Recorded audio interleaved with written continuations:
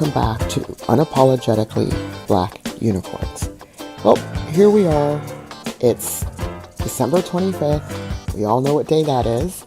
For those of us that celebrate Christmas, well, it's Christmas. And for some people, whether it's Christmas or any other holiday during this time period, it can be kind of tough for people. And that includes me. It's sometimes a tough time of year. And, I was thinking about, but why is it a tough time of year for me? And there are kind of two things I can think about, but I really was thinking about something that happened when I was quite young. And as many of you know, I am an Army brat. My father was in the military. And when I was 8 years old, my father was in Vietnam. It was the Vietnam War. And we lived with my grandmother and grandfather in Englewood, New Jersey. My brother, my mom, and myself. And my father would send us all sorts of different things while he was away.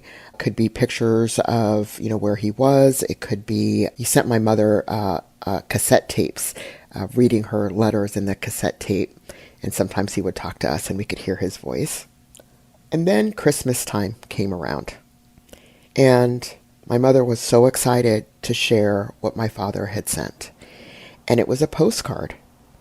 And here's a picture of this magical Santa. She kept telling me, it's the magical Santa. Wait till you see it. It's a magical Santa.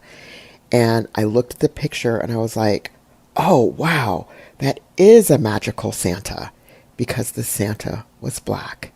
It was the first time of me ever seeing an African-American Santa Claus. It was kind of a poorly looking Santa, I will admit.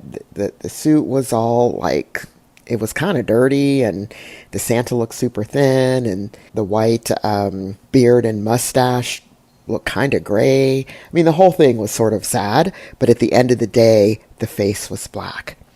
And I was very excited to see this black Santa who was surrounded by all of these Vietnamese children. And my mom said, look closer. Look closer. There's more magic in that Santa. I had no idea what she was talking about. I had the magic I needed. I had a black Santa.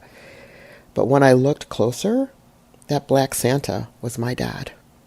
And all of a sudden, I didn't even see the magic anymore. I don't know the emotion that I was filled with, but I couldn't understand why my father was the magical black Santa for other children, why he wasn't home with my brother and I. Though I knew why he wasn't here, I didn't, in my little 8-year-old mind, I couldn't make any sense of it. And so I took the picture and I stuck it in my drawer, and I really never said any more about it. When my mother asked for the picture, she thought I was going to take it out on Christmas Day. She discovered that I had taken a pencil and a pencil eraser and erased my father's face off of the picture. She was furious. Let's just say, she didn't understand it. I didn't understand it, but she wasn't the happiest of campers when she saw what I had done. When I think about that years later, I think about the pain and suffering that can happen during times when our families are deployed, when people are deployed and in a war zone. And that's actually what was going on at that time. Back then they did not give mental health or other types of supports to military families. They do now, but they didn't back then. And they maybe did for the spouses, but not really for the children. And I didn't have anybody to talk to, or there wasn't anybody to refer me to in order to talk about all of the feelings that I was having about missing my father, having some jealousy, yes, that he was there giving gifts to other children, and he wasn't home with us being the magical black Santa. I still have that picture, actually, that postcard. He turned it into a postcard. I don't take it out and look at it because I can remember exactly what happened. I don't need to actually look at it. But one of the things, of course, I realize as an adult is how lucky those children were to have someone who would dress up, probably looked a little bit closer in skin tone to them than maybe some of my other military counterparts that were with my dad. But, that he dressed up and he was there for the kids.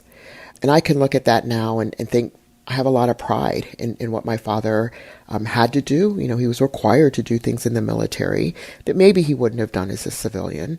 But he was required to do some things. And then he did things like this. And when we later, lived in Korea, one of the things that we did was we adopted an orphanage, for lack of a better way of putting it. And what we would do is we would visit. It was a girls' orphanage, and we would go and we would visit the girls. We would hang out with the girls, and it was something that we did with consistency. So there is this giving nature, humble and giving nature in my family that, regardless if I could understand it as an 8-year-old, struggling with a father being away at war, I could understand the fact that, he's a giving person and my family is about giving and about supporting others, especially those in need. So I don't know. I could still look back at that time and it makes me feel bad that I erased my father's face off of that picture. It really does.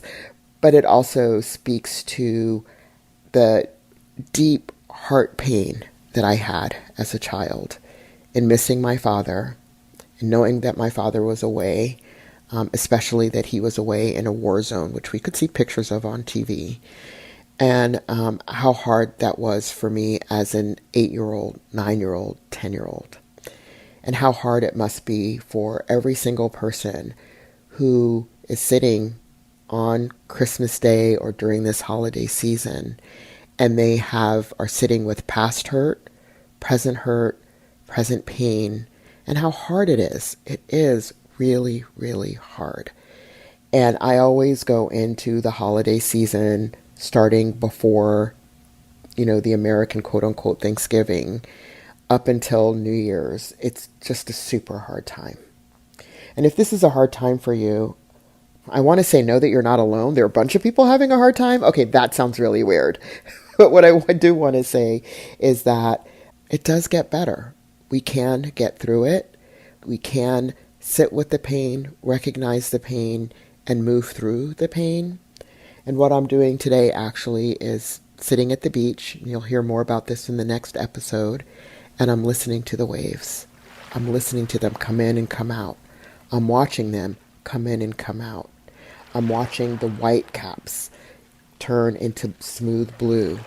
I'm just soaking it all in so that can take the pain out and bring in something new.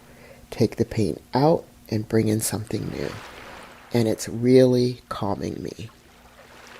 So I hope you can find your way of being at peace and being calm, finding that calm moment, and sit with the coming in and the coming out of the waves. So I'm actually now going to go over and hang out with my dad. I hope you all have whatever it is that you want to have for this holiday season that brings you the most joy in the way that you can experience that joy.